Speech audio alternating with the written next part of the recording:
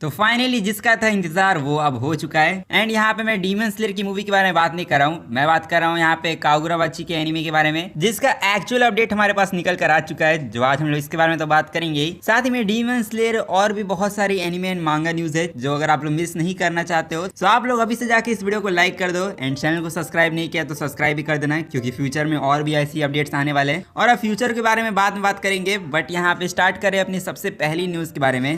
सबसे पहली न्यूज तो आती है अपनी कागुराबाची के एनिमे को लेकर, बिकॉज आप में से काफी सारे लोग ही कागुराबाची के एनिमे अडेप्टेशन का इंतजार कर रहे थे और बहुत सारे लोग को जानना था कि ये रिलीज कब होने वाला है। सो इसी को लेकर फाइनली एक अपडेट निकल कर आ चुका है, जहाँ पे जैसे कि मैंने आपको बताया था कि कागुराबाची के एनिमे अडेप्टेशन की जो न्यूज है वो ऑलरेडी लीक हो चुकी है। एंड हमें पता है कि कागुराबाची का एनिमे अडेप्टेशन यहाँ पे साई गेम्स पिक्चर करने वाले, जिनका नाम यहाँ पे रीब्रांड होके साइपिक हो चुका है। एंड अगर आप लोग याद होगा तो ये वही गोटेड स्टूडियो है जिसने उमा मुसुमे सिंड्रेला ग्रे एंड साथ ही में द समर हिकारू डाइड जैसे एनिमेस को एनिमेट किया है। तो हाँ, हम लोग को इतना पता था कि कागुराबाची का एनिमे कौन सा स्टूडियो बना रहा है, बट ये कब तक आ सकता है उसको लेकर कोई अपडेट नहीं था। बट अभी जो न्यूज निकल कर आई है उसके अकॉर्डिंग जो साई गेम्स पिक्चर है वो एक्चुअली में इस एनिमे को 2027 में रिलीज करने वाले हैं। और हाँ, फाइनली हमारे पास एक रिलीज डेट भी निकल कर आ चुकी है, जहाँ पे नेक्स्ट ईयर हमें एक्चुअली में कागुराबाची का एनिमे अडेप्टेशन देखने मिलेगा, जो एक्चुअली में काफी ज्यादा ही बड़ी बात है, क्योंकि आप लोग को ये चीजें अभी हल्के में लगती होगी, बट कागुराबाची एक लौती एक ऐसी सीरीज है जिसकी मांगा सीरीज का अगर एनिमे अडेप्टेशन आया तो ये anime demon slayer, Jujutsu Kaisen, solo leveling, my hero academia जितना पॉपुलर हो सकता है। और हाँ, इस सीरीज के अंदर इतना ज्यादा पोटेंशियल है कि नेक्स्ट बिग एनिमे बन सकता है, जिस पर अब जितने लोगों ने मांगा रीड कर रखा है उन्हें पता है कि ये सीरीज कितनी ज्यादा पॉपुलर होने वाली है। बट हाँ, मैं जानता हूँ कि ये ऑफिशियल अपडेट नहीं है, ये सिर्फ लीक्स निकल कर आई है। एंड अगर आप लोग ऑफिशियल अपडेट का इंतजार कर रहे हो तो आप लोग को इसके लिए भी चिल होने की जरूरत है, क्योंकि इसका official teaser, visual teaser, trailer या फिर विजुअल एक्सेट्रा जो भी होगा वो हम लोग को इसी महीने यानी 27 अप्रैल के दिन देखने मिल जाएगा। बिकॉज यहाँ पे 27 अप्रैल के दिन होने वाला है जंप रेस, जो यहाँ पे वीकली शोनेन जंप का 5th जंप रेस होने वाला है, जिसमें हर बार शोनेन जंप वाले बड़ी बड़ी अनाउंसमेंट करते हैं। एंड कागुराबाची की जो एनिमे अनाउंसमेंट होने वाली है वो आप लोग को 27 अप्रैल के दिन सुनने मिल जाएगी, जहाँ पे कागुराबाची के ऑफिशियल अनाउंसमेंट के अलावा भी बहुत सारी चीजें जो इसके अंदर आप लोग को सुनने मिलेगी। लाइक साकामोटो डेज को लेकर अपडेट मिलेगा, जुजुत्सु काइसन मोडुलू की वॉल्यूम 3 को लेकर अपडेट मिलेगा, प्रॉमिस नेवरलैंड की 10th एनिवर्सरी का क्या प्रोजेक्ट होने वाला है उसको लेकर अपडेट मिलेगा, साथ में ब्लैक क्लोवर की जो मांगा है वो एंड होने वाली है तो उसको लेकर अपडेट मिलेगा, और साथ ही में ब्लैक क्लोवर का सीजन 2 कब तक ड्रॉप होने वाला है उसको लेकर भी एक्चुअल रिलीज डेट हमें इसी के अंदर सुनने मिल जाएगी।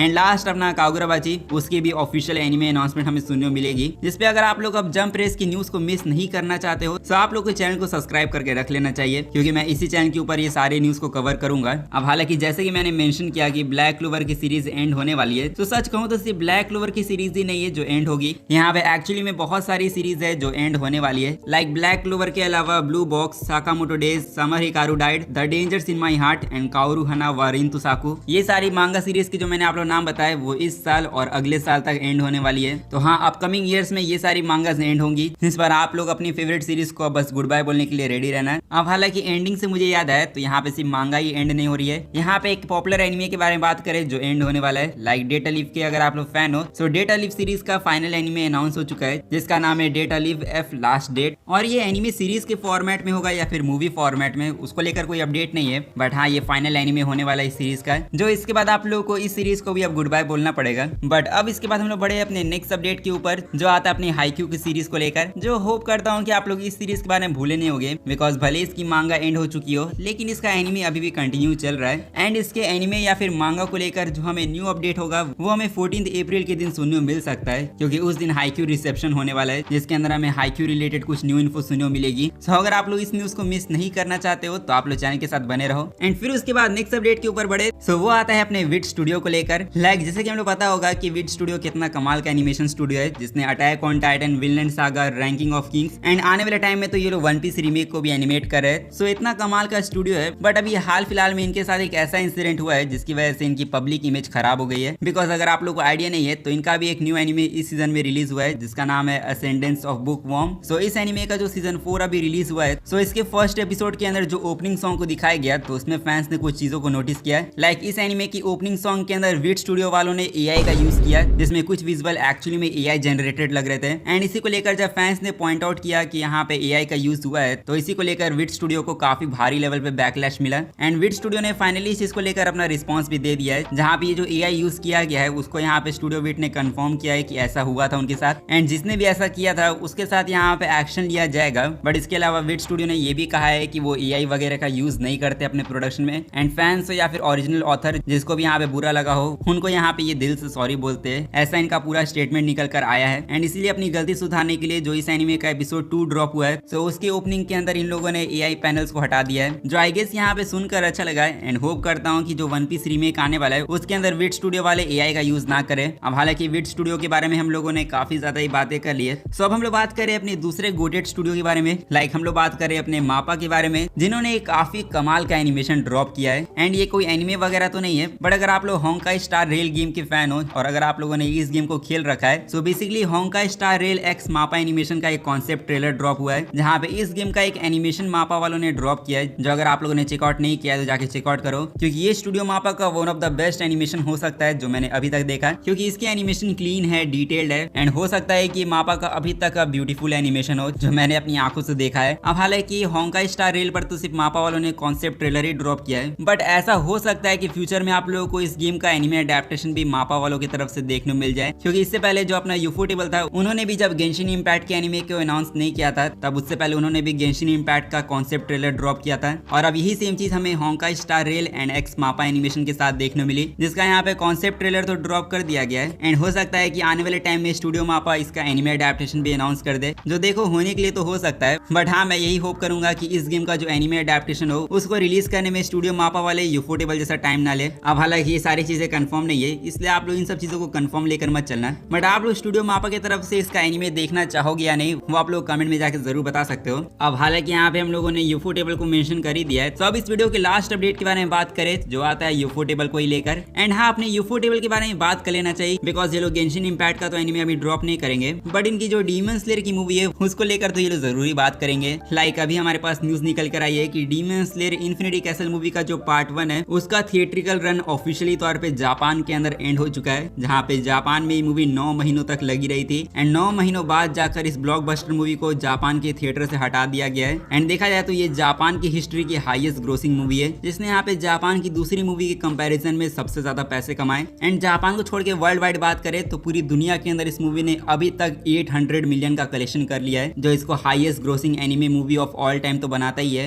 बट देखा जाए तो इस मूवी का बजट सिर्फ 20 मिलियन था, एंड 20 मिलियन बजट के साथ इन लोगों ने 780 मिलियन का प्रॉफिट किया है। बट अब ये मूवी जापान के थिएटर से हट चुकी है, तो इसका मतलब ये है कि अब आप लोग इस मूवी को कहीं भी नहीं देख सकते हो। इसलिए अब यूफोटेबल वाले एक काम करेंगे, अब इस मूवी का ये लोग ब्लू रे डीवीडी रिलीज करेंगे, जो आने वाले कुछ मंथ में ये लोग रिलीज कर ही देंगे। एंड ब्लू रे डीवीडी जैसी रिलीज होगी वैसे इसकी ओटीटी अनाउंसमेंट भी हो जाएगी। एंड हो सकता है कि ब्लू रे डीवीडी रिलीज होने से पहले भी हम लोग को ये ओटीटी पर देखने मिल जाए, बिकॉज ऑलरेडी यहाँ पे 9 महीने हो चुके हैं, तो यहाँ पे 3 महीनों का और इंतजार कर ले तो 1 साल ही हो जाएगा। तो हो सकता है कि आने वाले 3 महीनों के अंदर हम लोगों को ये मूवी ओटीटी पर देखने मिल जाए। इस पर आप लोग अभी फिलहाल के लिए सिर्फ वेट ही कर सकते हो। बट इसी के साथ यहाँ पे हमारे जो अपडेट्स थे वो बस यही तक थे। सो अगर आप लोग के लिए वीडियो हेल्पफुल रहा है तो जाके इस वीडियो को लाइक कर दो, एंड चैनल को अभी तो सब्सक्राइब नहीं किया तो सब्सक्राइब भी कर लेना। बाकी मैं मिलूंगा आप लोगों से नेक्स्ट वीडियो में, तब तक के लिए सायोनारा एंड पीस आउट।